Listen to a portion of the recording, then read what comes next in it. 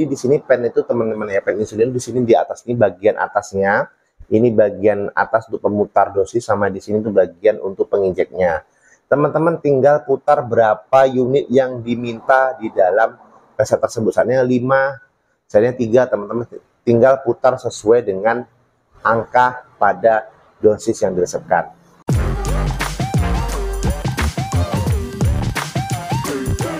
Assalamualaikum warahmatullahi wabarakatuh. Teman-teman, terima kasih teman-teman yang sudah mengklik video ini. Tentunya di channel ini kita akan membahas tentang obat-obatan, tentang farmasi, tentang apoteker, dan isu-isu terbaru terkait dunia kefarmasian. Oke teman-teman, pada video kali ini saya akan membagikan pada teman-teman semua cara memakai insulin yang benar, teman-teman ya. Kalau pada video sebelumnya saya sudah menjelaskan pembagian insulin, diabetes seperti apa yang harus pakai insulin. Nah, pada video kali ini saya akan membagikan pada teman-teman semua tentang gimana cara memakai insulin yang benar. Nah, sebelum teman-teman simak video ini, teman-teman silahkan tekan tombol subscribe, like, serta tombol loncengnya supaya teman-teman terus bisa menyaksikan informasi-informasi terbaru dari channel ini. Tentunya tetap membahas tentang obat-obatan dan seputar dunia kefarmasian. Oke teman-teman, langsung saja kita pada pembahasannya. Sebelumnya sudah saya jelaskan bahwasannya diabetes yang wajib memakai insulin itu adalah diabetes tipe 1. Namun tidak menutup kemungkinan diabetes tipe 2 juga bisa atau harus menggunakan insulin, karena tidak bisa lagi gulanya itu dikendalikan oleh obat yang diminum secara peroral. Nah, sekarang gimana sih teman-teman yang sudah mendapatkan insulin di rumah dan lupa cara pakainya? Di sini saya akan memperagakan teman-teman, namun tidak menggunakan insulin asli karena saya tidak ada contoh insulin yang asli. Jadi saya akan praktekkan kepada teman-teman semua kurang lebih seperti itu. Saya akan memakai media peraga nanti teman-teman.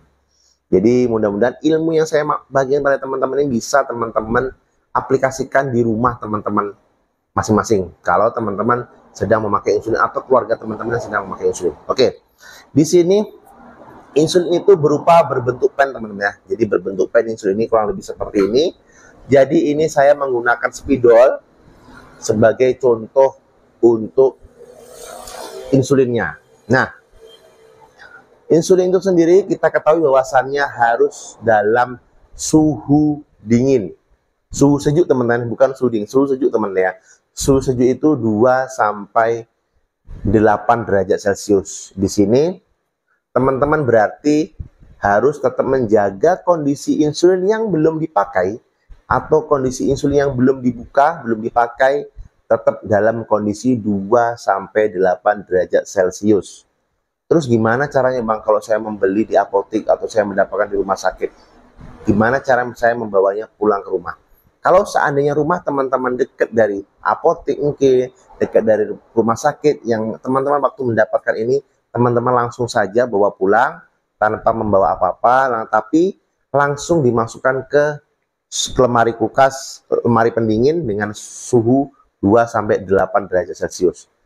Namun kalau rumah teman-teman jauh dari apotek, jauh perjalanan dari rumah sakit, dan ingin membawa insulin itu pulang ke rumah, sebaiknya teman-teman membawa cool box atau ice box atau kotak pendingin. Teman-teman kalau sesuai dengan standar, saya nggak mampu Bang, belinya susah mahal, gimana caranya? Teman-teman bisa menggunakan ice gel yang sudah beku, ataupun teman-teman bisa menggunakan es batu yang teman-teman desain sedemikian rupa, masukkan dalam box kotak. Nah, itu akan stabil suhunya 2 sampai 8 derajat Celcius sampai masuk ke dalam lemari pendingin. Nah, itu untuk insulin yang belum dibuka. Nah, kalau insulin yang sudah dipakai seperti apa, Bang? Perlu teman-teman ketahui bahwasannya insulin itu satuan dosisnya itu berupa unit, teman-teman. Jadi berupa unit dalam satuan insulin ini sendiri. Nah, kalau teman-teman sudah tahu berapa dosis unit yang harus disuntikan ke pasiennya, teman-teman tinggal putar. Jadi di sini pen itu teman-teman ya, pen insulin di sini di atas ini bagian atasnya Ini bagian atas untuk pemutar dosis, sama di sini tuh bagian untuk penginjeknya. Teman-teman tinggal putar berapa unit yang diminta di dalam resep tersebut. Misalnya 5, misalnya 3, teman-teman tinggal putar sesuai dengan angka pada dosis yang diresepkan. Sementara di sini tadi berbentuk ujung yang akan dimasukkan dengan jarum, teman, jarum penyuntik, otomatis teman-teman ya. Jadi kita buka aja tutupnya, tutup insulin tadi, kita masukkan dengan jarum yang sudah ada. Ini dijual terpisah, teman-teman, dijual terpisah. Biasanya kalau teman-teman dari rumah sakit langsung mendapatkan, namun tidak banyak, jadi teman-teman bisa dapatkan lagi ini di apotek-apotek terdekat. Jadi ini nanti ini dipasangkan ke bagian ujung, bagian aplikatornya yang akan digunakan untuk penyuntikan. Setelah dipasangkan, teman-teman, setelah terpasang suntiknya, apanya, jarumnya, dan sudah terputar dosis unitnya, teman-teman langsung injekkan ke pasien. Bisa bagian menginjekkan itu bisa bagian perut, bisa bagian lengan, bisa bagian paha, dan bisa bagian belakang, bagian paha atas, teman-teman. Jadi nanti tergantung nyamannya pasien di bagian mana. Biasanya kalau untuk mengurangi rasa nyeri yang berlebihan, biasa menggunakan bagian lengan, teman-teman ya. Setelah itu teman-teman injekkan dan tekan bagian atasnya sampai mentok habis. Nanti berarti itu kembali takaran unitnya kembali ke angka 0. Itu cara penggunaan insulin yang benar. Itu berlaku untuk sediaan insulin yang beredar pada saat sekarang, yang kita ketahui ada Novorapid, Novomid, Levemir, dan lain sebagainya. Nah, kalau sediaan insulin itu atau sediaan insulin yang sudah kita pakai, apakah harus dimasukkan dalam kulkas? Jawaban saya tidak perlu, teman-teman ya. Jadi kalau insulin yang sudah terpakai belum habis, masih ada setengah, seperempat, ataupun masih banyak, teman-teman tidak perlu lagi masuk ke dalam kulkas atau tidak perlu lagi di suhu 2-8. Teman-teman simpan di suhu ruangan, yaitu di bawah suhu 30 derajat Celcius, dan peletakannya ditegakkan seperti ini, teman-teman ya. Ingat, yang atas tadi bagian jarum, yang bawah ini bagian pemutar untuk dosis. Jadi teman-teman letakkan secara terbalik dengan jarum di atas dan tombol untuk atau putaran untuk dosisnya di bagian bawah.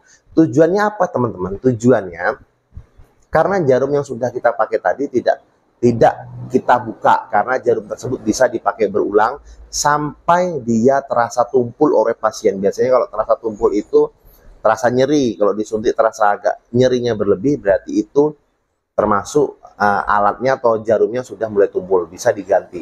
Biasanya bisa dipakai untuk penggunaan jarum ini bisa sampai 3 atau 4 kali penyuntikan. Setelah itu tujuannya kita letakkan secara terbalik seperti ini supaya apa? Supaya sisa-sisa cairan insulin yang ada di jarum tadi, sisa penyuntikan atau sisa yang masih tertinggal, dia akan turun kembali ke dalam pennya tersebut. Kalau seandainya kita tumbangkan seperti ini, maka masih akan tertinggal di sini dan itu akan membeku, teman-teman ya. Akan membeku, ataupun kalau kita balik seperti ini, maka akan tertinggal di bagian jarum tersebut. Akan menyebabkan pen atau jarum tersebut tersumbat oleh sisa dari cairan insulin yang tidak habis atau yang masih tertinggal pada pemakaian sebelumnya. Otomatis kalau seandainya nih tertinggal di sini, kalau pasien yang tidak tahu dikiranya insulinnya sudah rusak atau insulin tidak mau keluar atau insulin mungkin kadaluarsa. Karena salah penyimpanan juga akan mempengaruhi dari obat tersebut. Namun kalau insulin itu belum terbuka dari kemasan, masih dalam tersimpan, wajib disimpan dalam suhu dingin atau suhu sejuk, yaitu 2-8 derajat Celcius dengan posisi biasa saja. Tidak perlu ditekan, boleh ditidurkan ataupun diletakkan dalam boxnya yang sudah ada. Jadi itu, teman-teman ya, penggunaan insulin yang benar. Jadi teman-teman di sini yang masih memakai insulin atau yang sedang memakai insulin di sini, harap pakai insulin sesuai dengan dosis pemakaian. Ada yang 3 kali sehari sebelum makan, ada 3 kali sesudah makan, ataupun yang 1 kali sehari.